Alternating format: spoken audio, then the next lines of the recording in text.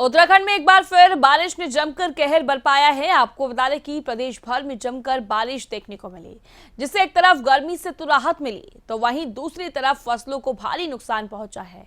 पहाड़ों में ओलावृष्टि से जगह जगह नुकसान की खबरें भी सामने आ रही है। रुद्रप्रयाग, उत्तरकाशी, देहरादून, बागेश्वर और चमोली में भी भारी बारिश हुई।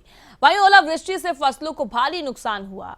भारी बारिश और ओलावृष्टि से जगह जगह खेतों में पानी भरने से गेहूं, आलू के साथ सेब की फसल को भारी नुकसान पहुंचा है। बारिश का कहर देखने को मिल रहा है। कुछ तस्वीरें आपकी टीवी स्क्रीन पर है। आप इन तस्वीरों में देख सकते हैं किस तरीके से झमाझम बारिश देखने को मिली और साथ ही ओलावृष्टि भी कई जगहों पर देखने को मिली है, और जिससे जो है किसानों को भी बड़ी परेशानी का सामना करना पड़ रहा है। साथ ही स्थानीय लोग भी काफी परेशान नजर आ रहे हैं, जिस तरीके से अब बारिश का दौर देखने को मिल रहा है। फिलहाल इस खबर पर हमारे साथ ज्यादा बातचीत के लिए ब्यूरो चीफ राव शफात अली जुड़ चुके हैं। राव शफात अली, फिलहाल कैसा कुछ मौसम बना हुआ है? जिस तरीके से मौसम का रुख बदलता हुआ नजर आ रहा है, बारिश देखने को मिल रही है और साथ ही ओलावृष्टि भी कई जगहों पर देखने को मिली। फिलहाल कैसा कुछ मौसम बना हुआ है, क्या कुछ अपडेट? देखिए प्रिया, अभी तो मौसम खराब है और जो मैदानी इलाके हैं वहाँ हल्की बारिश है, और जो पर्वतीय इलाके हैं कुछ इलाकों में तो बारिश है और कुछ इलाकों में बर्फबारी भी है, जो ऊंचाई वाले इलाके हैं। और मौसम विभाग ने क्योंकि पहले अनुमान जताया था कि 4 से 5 दिन तक मौसम खराब रहेगा, और वो पूरी तरह से सही भी अनुमान साबित हुआ है। पिछले 24 घंटे से कुछ इलाके ऐसे हैं जहाँ लगातार बारिश हो रही है, और क्योंकि ये बारिश, ये मौसम का बदलना थोड़ा नुकसानदायक भी साबित हो रहा है, खासकर किसानों के लिए, क्योंकि जो फसल है, गेहूं की फसल है, सेब की फसल है, आलू की फसल है, वो खराब हो चुकी है। और जो पर्वतीय इलाके हैं वहाँ काफी संख्या में ओलावृष्टि हुई है, तो ओलावृष्टि की वजह से फसलें खराब हुई हैं। तो किसानों के लिए ये जो बारिश है मुसीबत बन के आई है। कुछ इलाके उत्तरकाशी है, देहरादून है, हरिद्वार के जो मैदानी इलाके हैं या ऊपरी इलाके हैं, ये बारिश की चपेट में आए और काफी नुकसान उठाना पड़ा। कुछ मार्ग क्षतिग्रस्त हुए हैं, कुछ आवागमन जो वाहनों का है वो भी कुछ देर के लिए प्रभावित हुआ था, रोका गया था। लेकिन हाल फिलहाल की बात करें तो कुछ इलाकों में बारिश अभी है और कुछ इलाकों में हल्की सी धूप खिली है। लेकिन आने वाले वक्त में मौसम विभाग ने अनुमान जताया कि 2 से 3 दिन मौसम साफ रहेगा, लेकिन 3 से 4 दिन अगले फिर से मौसम खराब होने की संभावनाएं जताई हैं। अब क्योंकि चारधाम यात्रा भी है, चारधाम यात्रा की तमाम तैयारियां चल रही हैं, उसको लेकर के भी अगर बारिश होती है तो दिक्कतों का सामना करना पड़ेगा। जो टीम जुटी हुई है शासन प्रशासन की, क्योंकि 30 अप्रैल से चारधाम की यात्रा शुरू हो जाएगी और थोड़ा सा प्रभावित करेगी अगर लगातार कंटिन्यू बारिश होती रही या इसी तरह से ओलावृष्टि होती रही। तो जो ऊपरी इलाके हैं वहां जैसे बर्फ हटाने का काम चल रहा है, लेकिन एक बार फिर से बर्फ जमती नजर आ रही है बद्रीनाथ केदारनाथ से ऊपर के जो इलाके हैं। तो लगातार जो टीम है वो काम कर रही है ताकि चारधाम यात्रा सुगम हो, लेकिन अगर बारिश ऐसे ही होती रही तो दिक्कतों का सामना करना पड़ सकता है। देखिए राव शफात अली, अप्रैल शुरू हो चुका है और अप्रैल महीने में जिस तरीके से बारिश देखने को मिल रही है, वहीं लोगों को कहीं ना कहीं गर्मी से राहत भी मिल रही है।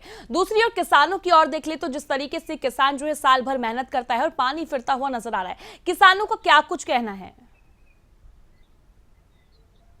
देखिए, किसान इस वक्त परेशान है क्योंकि अगर 2-4 दिन बारिश होती है तो इतना प्रभावित नहीं करती है, लेकिन अगर कंटिन्यू मौसम खराब रहता है, जैसा मौसम विभाग ने कहा कि 1-2 दिन तो मौसम ठीक रहेगा, लेकिन उसके बाद 16, 17, 18 ये 2-3 दिन तक मौसम फिर से खराब रहने वाला है।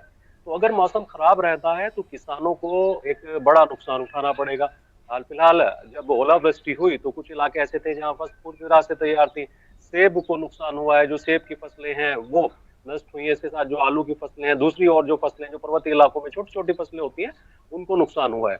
तो अगर बारिश या ओलावृष्टि होती है या बर्फबारी होती है, क्योंकि ये बेमौसम की इसको बारिश कह सकते हैं, और क्योंकि इस वक्त हालांकि आपने ठीक कहा कि मौसम तो सुहाना हुआ है, लेकिन ये सुहानापन किसानों के लिए मुश्किलें पैदा करता है। और कुछ इलाके ऐसे होते हैं जहाँ दिक्कतों का सामना करना पड़ता है। अगर रास्ते बाधित हो जाते हैं, मार्ग टूट जाते हैं, बिजली प्रभावित हो जाती है या जल व्यवस्थाएं खराब हो जाती हैं, तो उन इलाकों में जो रूरल के इलाके होते हैं वहां दिक्कतें होती हैं। हालांकि शासन प्रशासन पहले से अलर्ट रहता है। जब मौसम विभाग अनुमानित तौर पर अपनी संभावनाएं जताता है कि आने वाले वक्त में मौसम खराब रह सकता है, अलर्ट जारी करता है, तो शासन प्रशासन भी अपनी तैयारी कर लेता है।